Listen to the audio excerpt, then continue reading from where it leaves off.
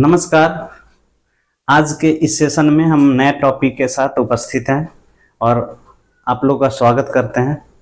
आशा है आप लोग खुश होंगे और अच्छे से तैयारी चल रही होगी आपके थर्ड ईयर जीएनएम के लिए।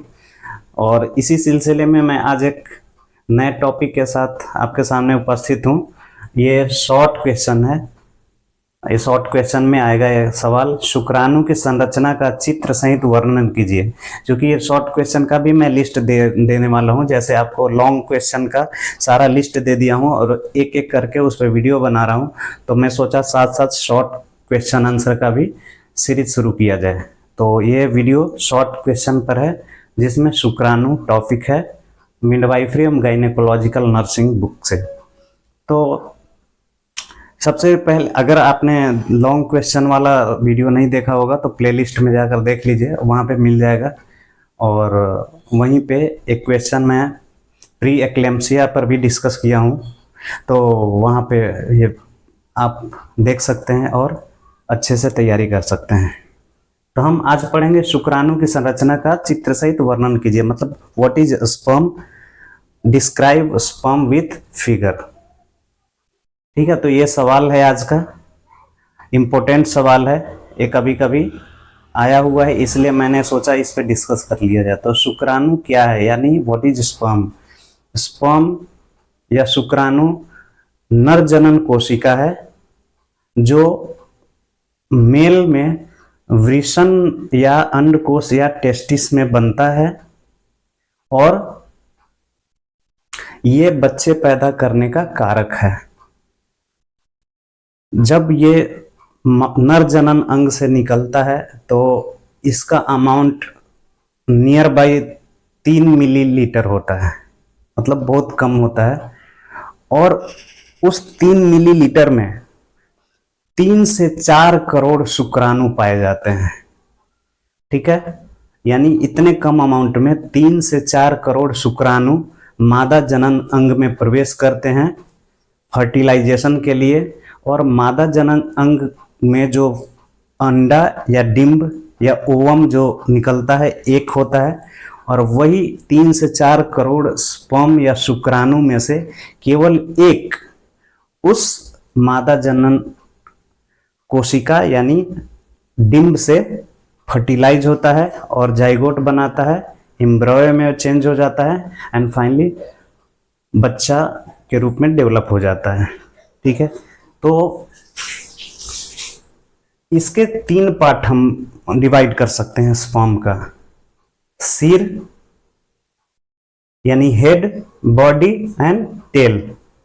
ठीक है, तो इसके संरचना के बारे में जानने से पहले हम शुक्राणु की जर्नी के बारे में एक बार जान जाते हैं।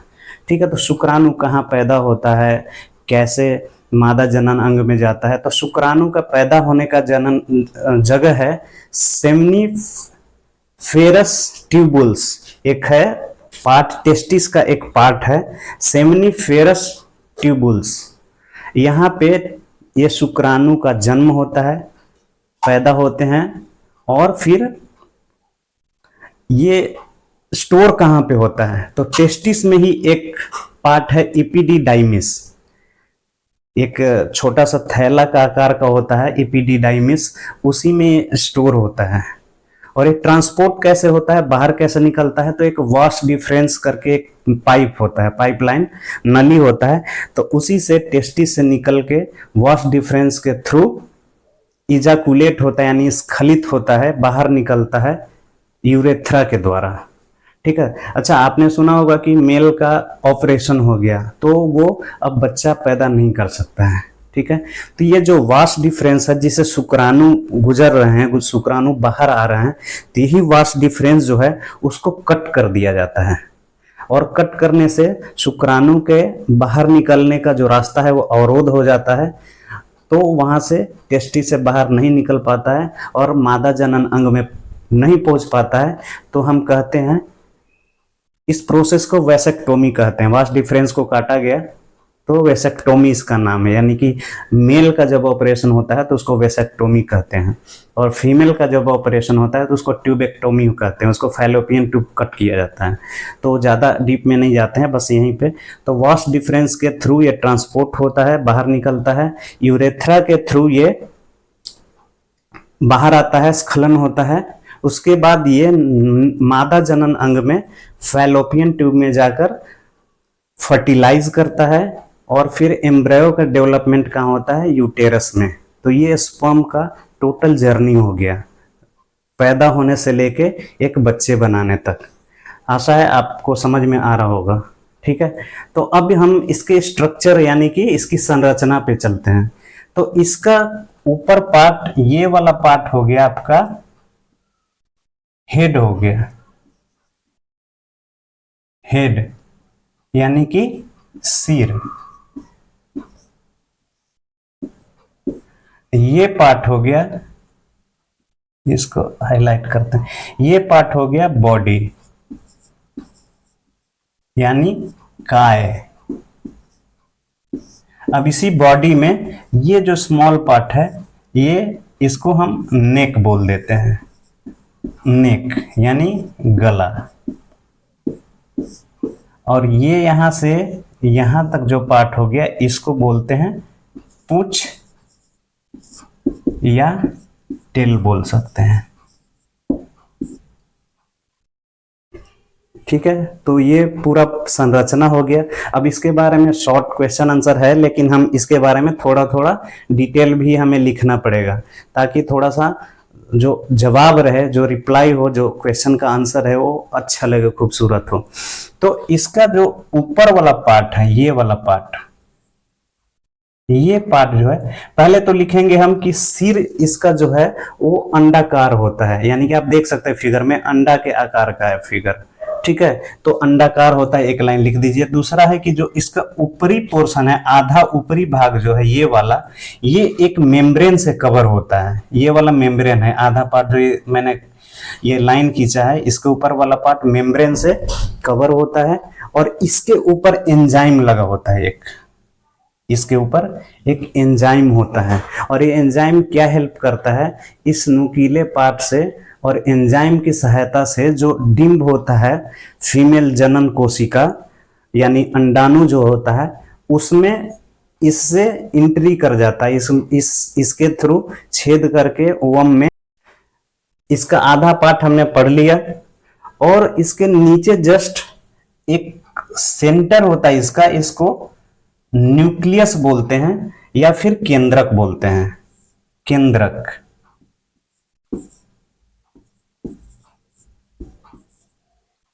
केंद्रक है हो गया, ठीक है। अब इस केंद्रक में डीएनए मिलता है, एक पार्ट होता है इसका जो जिसे डीएनए बोलते हैं, यानी कि डीऑक्सी राइबो न्यूक्लिक एसिड।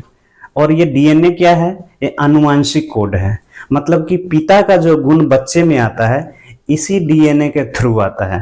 माता का गुण तो होगा ही बच्चे में, बट पिता का भी गुण आता है बच्चे में इसी डीएनए के कारण, ठीक है। अब इसमें एक और चीज होता है, इसी न्यूक्लियस में एक और चीज क्या होता है? इसको बोलते हैं गुणसूत्र। गुणसूत्र यानी कि क्रोमोसोम।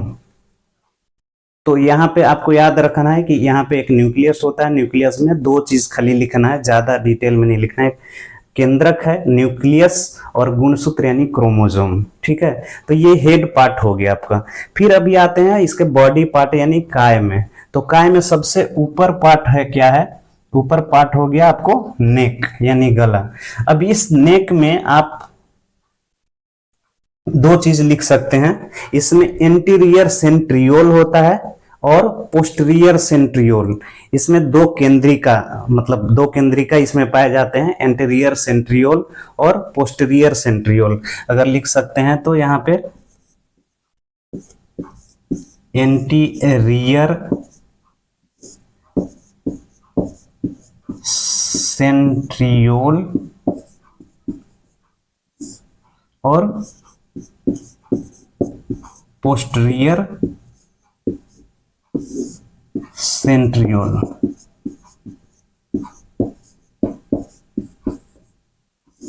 ठीक है, ये दोनों ये नेक वाले पार्ट में मिलता है। अब इसके और नीचे आएंगे तो इसमें क्या पाया जाता है, इसमें आप इधर हम ऐसे लिख सकते हैं, इसमें माइटोकॉन्ड्रिया पाया जाता है। माइटोकॉन्ड्रिया क्या है, energy house of a cell, यानी किसी कोशिका का ऊर्जा घर माइटोकॉन्ड्रिया होता है। यानी ऊर्जा देने का काम कौन करता है सेल को, ये माइटोकॉन्ड्रिया होता है। ये जो स्पर्म का मूवमेंट होता है आगे पीछे इधर उधर जाना, तो इसी के कारण यही एनर्जी देता है, तो इसके कारण स्पर्म का मूवमेंट होता है। तो ये हो गया माइटोकॉन्ड्रिया बॉडी पार्ट में। अब इसके नीचे आता है पूंछ यानी टेल। तो टेल का एक लंबाई इसकी होती है बॉडी पार्ट से 6 गुना इसकी लंबाई होती है, लिख सकते हैं।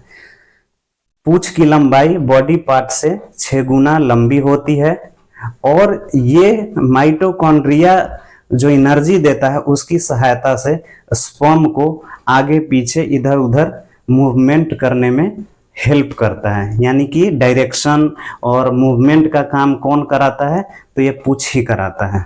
तो इसमें हो गया शुक्राणु के काम में क्या हो गया, इसका हेड हो गया, इसका बॉडी हो गया, इसका पूंछ हो गया, ठीक है। और सारे का डिटेल मैंने बता दिया।